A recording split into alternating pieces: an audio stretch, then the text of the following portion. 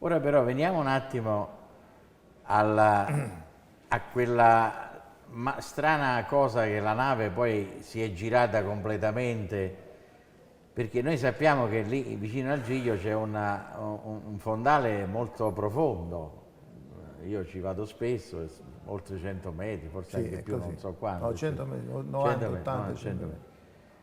metri. E i telespettatori vogliono capire, ma è vero come dice lei, ha detto qualche volta che lei ha fatto una manovra, e quale manovra ha fatto? Per portare la nave poi sulla spiaggia, diciamo così, ed evitare che si trovasse a 100 metri col buco, con la falla, e lì sarebbero morti tutti quanti praticamente. E come ha fatto? Perché io così nella mia esperienza, o con l'ancora si fa questo, No, no, no, oppure no. con un motore che è in funzione, È ma vero. non era in funzione il No, motore, mi sbaglio? no, non si sbaglia. Mettendo il timone tutto a sinistra, che dopo, con ritardo, prima c'è l'errore che il timoniere va a destra, poi mette al centro e dopodiché va a sinistra. Nel momento in cui va a sinistra si sente l'urto, quindi la nave è animata di un moto ancora residuo in avanti col timone a sinistra ed è indirizzata con la prora verso gli scogli delle scole. Nel frattempo sul ponte di comando, la nave è lunga 300 metri, si sente questa vibrazione che è sulla parte diciamo poppiera, qui noi non avvertiamo sul ponte di comando un impatto violento. Quindi chiedo di mettere il timone sulla destra, mettendo il timone sulla destra per fare in modo da far ruotare la nave sulla destra, diversamente avremmo impattato in virtù dell'abbrivo che la nave aveva anche di prova sugli scogli. No? Quindi mettendo il timone sulla destra, dopo la vibrazione, è servito a fare in modo che da dirigere la nave verso il largo, consapevole che vi era il vento da nord-est che ci avrebbe spinto a terra. Nel frattempo si compie la valutazione dei danni, no? La nave dopodiché va in blackout, l'ultimo ordine da me impartito è quello di mettere il timone tutto a destra per farla ruotare. Logicamente dopo quest'ordine è in attesa della valutazione dei danni da parte degli ufficiali di coperta e di macchina, lascio che la nave si avvicini il più possibile a terra.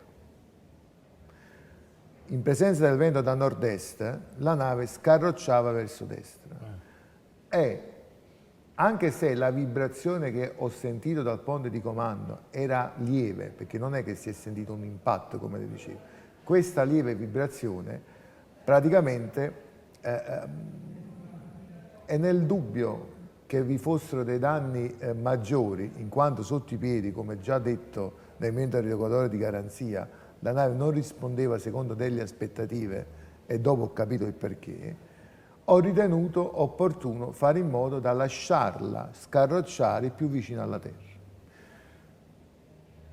È fondamentale per me dire che quella nave, con quel tipo di danno individuato, ovvero con 3 compartimenti allagati, motori di prora, di poppa e motori di propulsione, i PEM, doveva galleggiare. E di questi ho delle videate, ho delle stampate sul computer NAPA, che è un computer che serve per il supporto, un supporto decisionale del comandante. Anche se adesso si sta cercando di far capire che il NAPA non serviva, andando, purtroppo il problema di questo processo è che io non posso parlare e mi devo affidare a dei tecnici e la stessa cosa deve fare la pubblica accusa e devono fare le parti civili anche voi. Quindi io ho sempre detto, molte volte ricorro a delle dichiarazioni spontanee, ma valgono quel che valgono.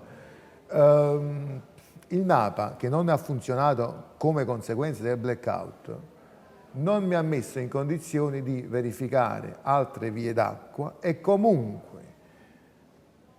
quali sarebbero poi state le condizioni finali di equilibrio della nave in base ai danni che mi erano stati riportati.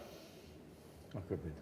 Quindi poi bisogna scendere in tanti particolari, tipo il dominio temporale dell'allagamento, che il computer le dà la possibilità semplicemente di considerare che quel compartimento è danneggiato e le dà il risultato finale. Meglio ancora, so subito a che cosa andremo incontro, no?